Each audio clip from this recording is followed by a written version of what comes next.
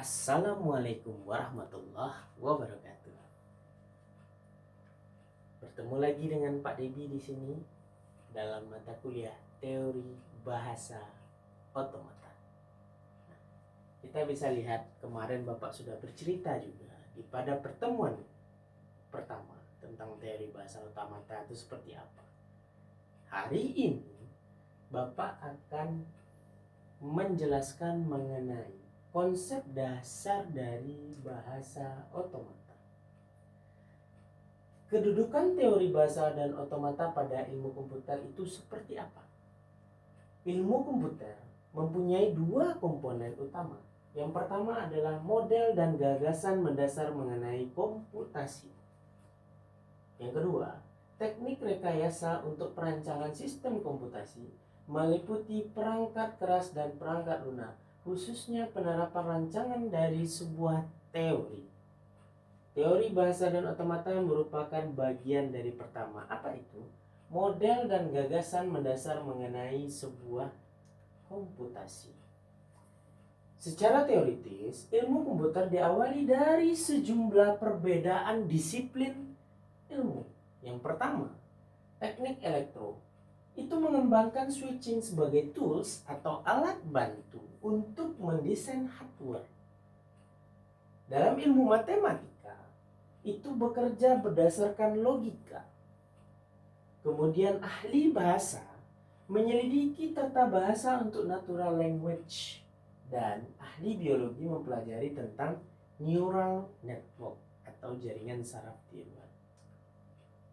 Spesifikasi dari sebuah bahasa pemrograman itu merupakan himpunan simbol-simbol alfabet yang bisa dipakai untuk membentuk program yang benar.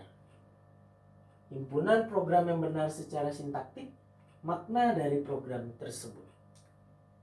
Konsep bahasa dan otomata bisa kita lihat. Yang pertama, teori bahasa adalah konsep-konsep pada string alfabet dalam penyambungan karakter-karakter alfabet untuk membentuk suatu makna bahasa. Alfabet adalah himpunan simbol karakter tak kosong yang berhingga. Alfabet digunakan untuk membentuk kata-kata string di bahasa yang dimulai dengan alfabet. Alfabet dilambangkan dengan sigma. String adalah deretan simbol dari alfabet di mana perulangan simbol diizinkan. Contoh, V sama dengan A, B, C, D. String pada alfabet V antara lain A, B, C, D, B, B, A. Oke, sekarang Bapak contohkan. Bisa kita tengok, bisa kita lihat V sama dengan ya A, B, C, D. Nah, bisa kita lihat A, B, C, D. Nah, kalau misalnya ya tadi ceritanya V antara lain ya, bisa dia A, bisa dia B, bisa dia C, bisa dia CD, boleh, dan seterusnya. Tapi kalau misalnya Bapak masukkan V sama dengan A, B, Z, E, dan F, apakah termasuk itu ke dalam sebuah? Ingat kata kuncinya, apakah itu termasuk ke dalam sebuah deretan simbol dari alfabet dengan perulangan yang diizinkan?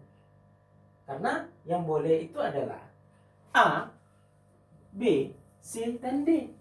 Selain dari itu tidak boleh, karena dia harus mengikuti aturan. Kemudian, panjang string adalah jumlah simbol di dalam string, bukan pada alfabet dan pengulangan. Kemunculan simbol dihitung panjang string dilambangkan dengan kalau misalnya kita mempunyai sebuah ya, berarti ini tidak masuk ya, termasuk yang tadi ya, yang tadi. Nah, kemudian kasus yang kedua.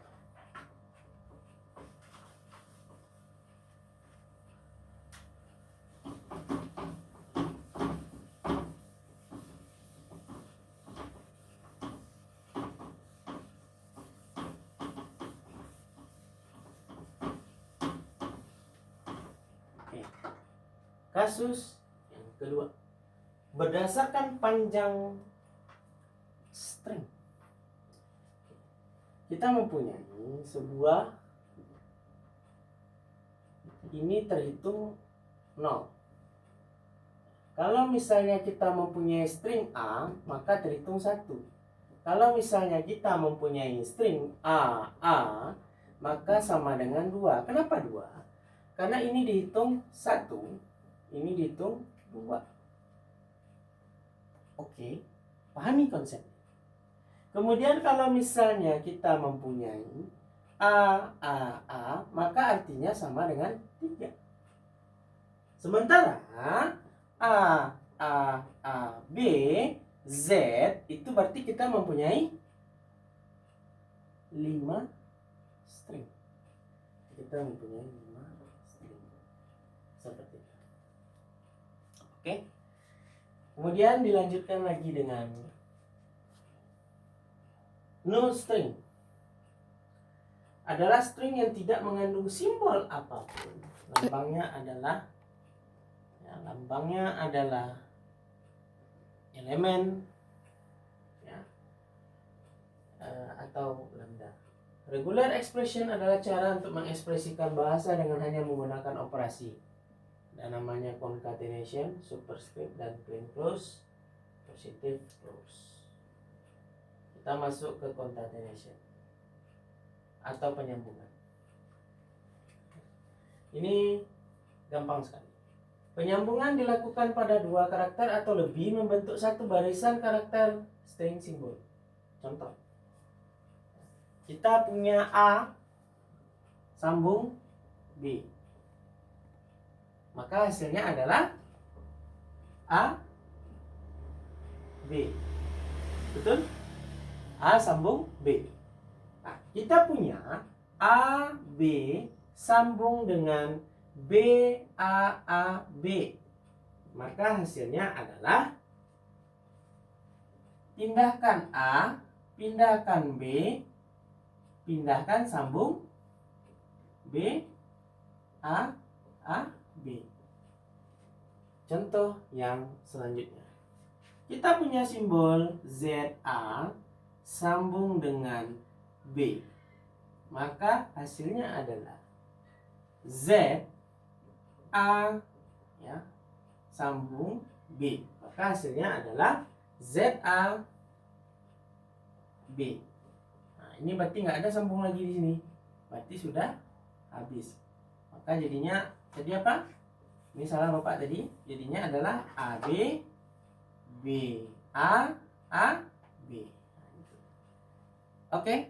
Nah, hapus dulu.